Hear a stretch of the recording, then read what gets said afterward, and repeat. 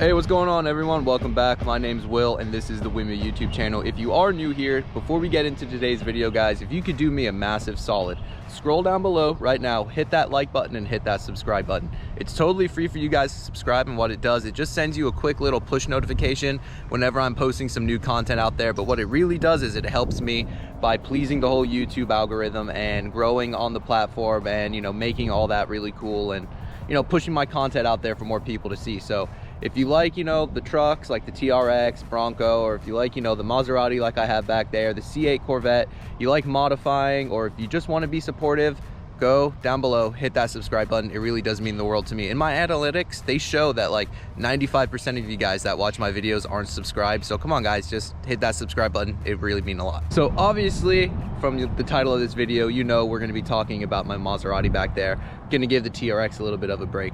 So if you can believe it or not, we actually have over 10,000 miles on the Grecale already. I've had this thing for almost a year. It was the first customer delivered Grecale in Florida. Nice little flex there, pretty cool. But this is actually my wife's car. She absolutely loves it. We got rid of the wild track for this. If you missed the Bronco, don't worry, there's going to be a new one coming pretty soon. But today we're just going to be talking about what it's been like living with the 2023 Grecale for the past I believe 12,000 miles, but for the sake of the video we're just going to say 10,000 miles. So this thing has been awesome. I absolutely love the look of it. I really don't think there's another mid-size SUV in this class that looks as good as the Grecale. Obviously that's going to be totally subjective and your opinion, but yeah, in my opinion, I think it's the best looking one in its class. It's super sporty, yet it's also very classy and refined. I also kind of like it because it is part of the whole Stellantis kind of FCA family, and I'm definitely a Mopar guy, so if I could stay within that sort of branch of family and move into something a little bit, you know, exotic, I'm totally game for it. So I'll go ahead and run down some quick specs of the car. This is a 2023 Grecale, first model year for the Grecale to come out. The model Grecale it is a Modena. So this is like the mid-level trim. There's a GT, which is like considered the base level. Then there's the Modena, and then there is like the big dog, the Trofeo. The Trofeo has the same engine that's in the Alfa Romeo Quattrofoglio, so it's the V6 twin turbo, produces like 525 horsepower or something like that. This is the mid-level. Like I said, it produces 325 horsepower. If you've been with the channel for a while, you know that I've had two Alfa Romeo Stelvios prior to this.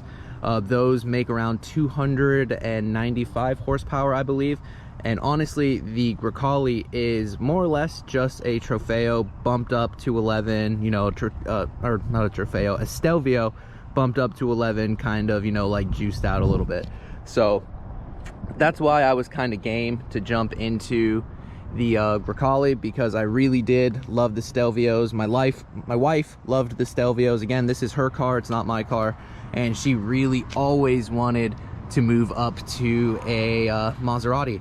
We did cross shop the Levante when we were looking at these, but when it came time to actually pulling the trigger, the Grecale, although it is smaller and a lesser model, like a model below the Levante, the technology in the Grecale just honestly blows the Levante out of the water, in my opinion, of course.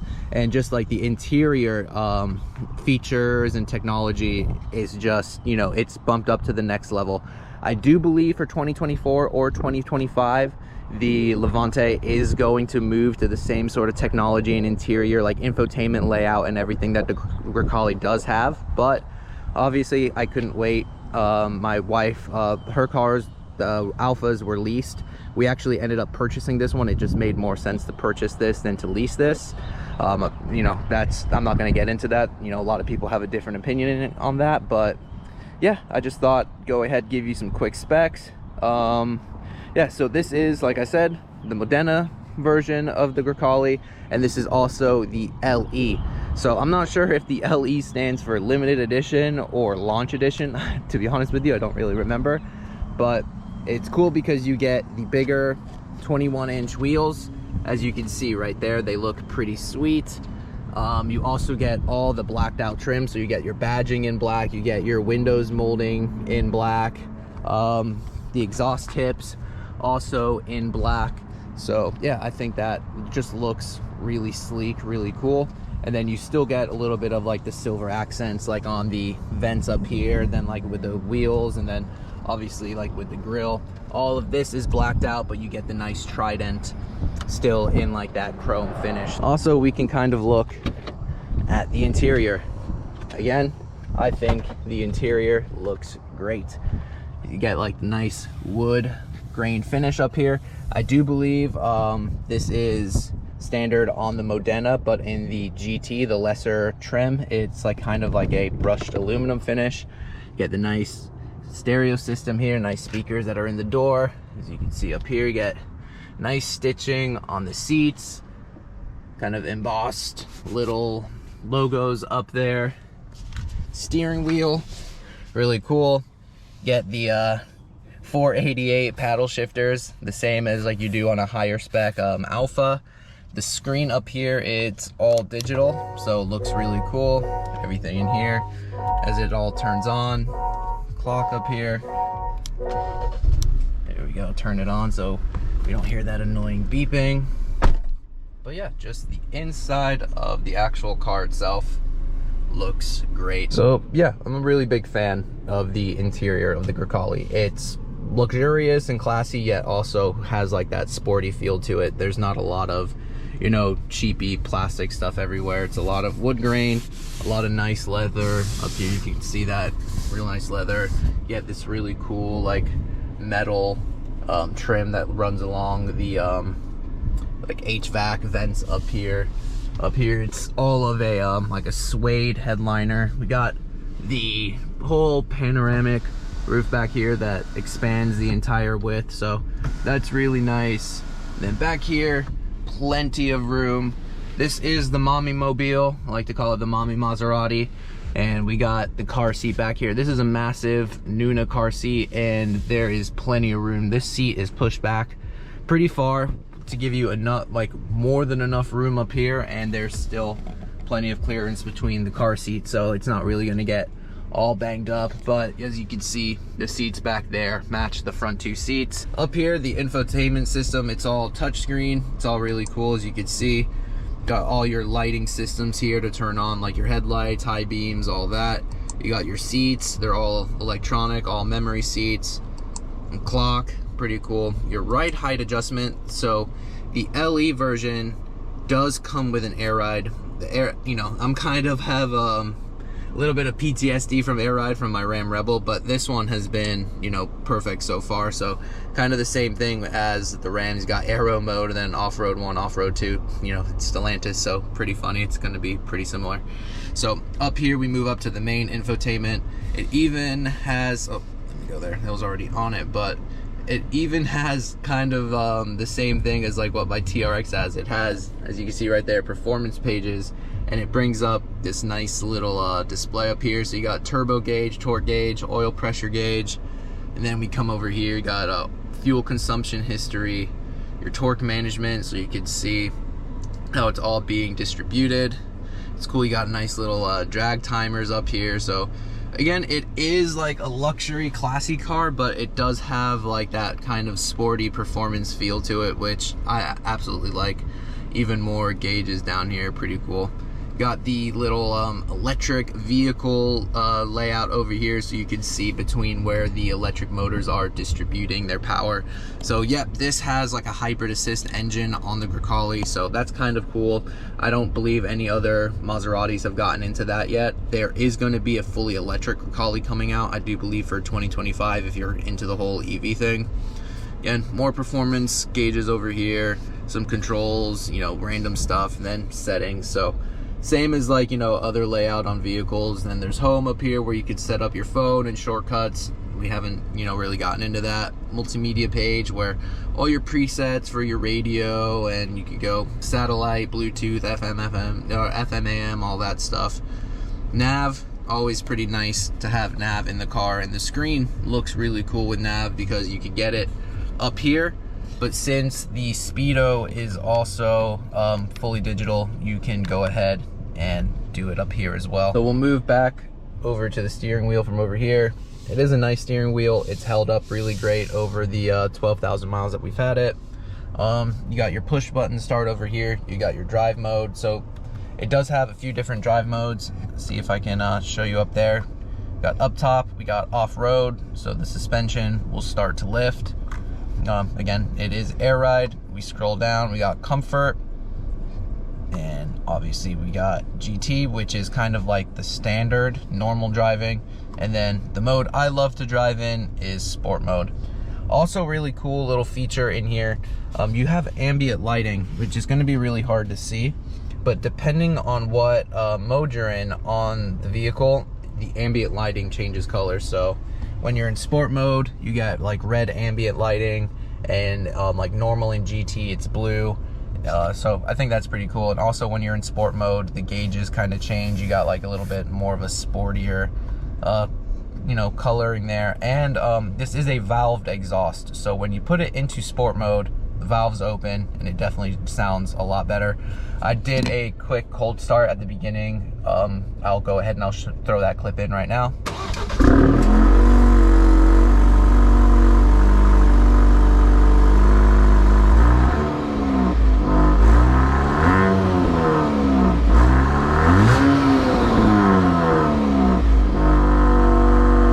So yeah, as you can hear, it doesn't sound, you know, like an absolute monster, but it does have a nice little grumble to it. So yeah, the interior is pretty solid. I love it. I'll give you a quick little visual of the back as well. And I'll go ahead and I'll pop the trunk for you just so you guys can see the trunk space. A lot of room back here for activities. The seats do fold down. You can see right over here, you got a little plug as well. Back there you can see the anchors, and you do get this nice rubberized floor mat, so makes putting the stroller back here nice, so it doesn't really bang everything up. So yeah, that's the exterior. The exhaust, quad exhaust with a little diffuser back there. It's a little dirty, so don't mind that. So now with a lot of the good stuff and a lot of the fluff out of the way, let's dive into probably the biggest thing a lot of you car guys are probably wondering about a Maserati: the reliability. And I'm not gonna lie to you guys, there have been a few little annoying issues with the Grecale. So how about we jump inside the car, go for a quick ride, and I'll go ahead and I'll dive into those issues. All right, everyone, we're inside the car now. We're gonna go for a quick little drive.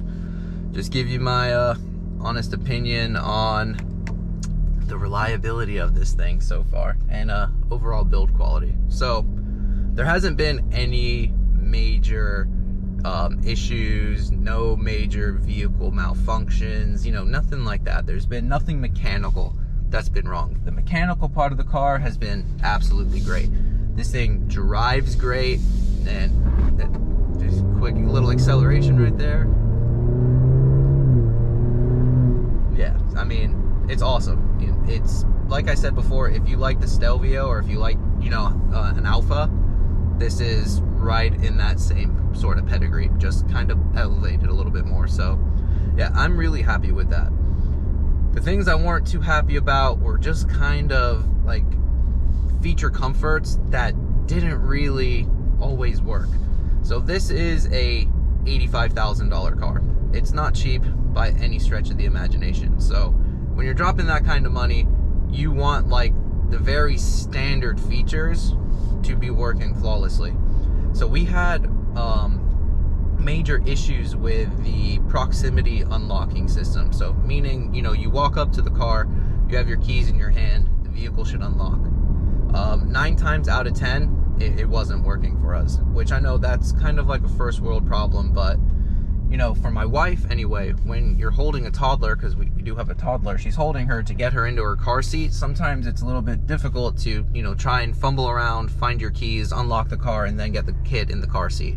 So that was a little bit annoying. And again, if you have that on your car, you've paid for that feature, you want it to work. But again, not a major thing. We got it resolved. Another thing that was really annoying was within like 2 months of owning the vehicle, the battery just randomly died. Again, not like a major deal, but it was kind of annoying because my wife was actually out at the time and it just randomly died. And apparently this was like a known issue that a lot of excuse me, early model Grecale owners were getting. It was something with like the infotainment system that wasn't fully shutting off, and it was draining the battery. So yeah, that was annoying. So she got stranded for a little bit. You know, roadside assistance had to come tow the vehicle. She had to have a loaner. And it was a little bit more annoying because it was like a massive software update that needed to get done, since this was a early model Grecale. That's what they told us anyway. So those were two things right there. The third thing that wasn't, you know, super annoying, but again, kind of annoying. The back passenger door right behind the driver's seat, it was shifted a little bit out of alignment, and it was like a faulty latch on it. So when you would go to close it, it wouldn't close fully. You'd basically have to like slam the door to get it to latch. Again, nothing major, but when you're spending that kind of money on a vehicle, in my opinion, you know, it should be all buttoned away. Another thing, it was one of the key fobs. The battery already needed to be replaced. Again, not a big deal, but whatever. And then last but not least, and this happened last weekend, honestly. We had a shifter malfunction, and the shifter are these 4 buttons. I'm looking at them right now. They're 4 buttons that are on the whole infotainment center down here, and you push them, you know, for park, reverse, neutral, drive, manual. So we got into the car, we go to hit reverse, and the car just will not go into gear. I'm getting check engine lights, I'm getting error messages on the dash saying service shifter malfunction. So that was, you know, very annoying because my wife and I were out with our toddler and we were stranded because the shifter wasn't working.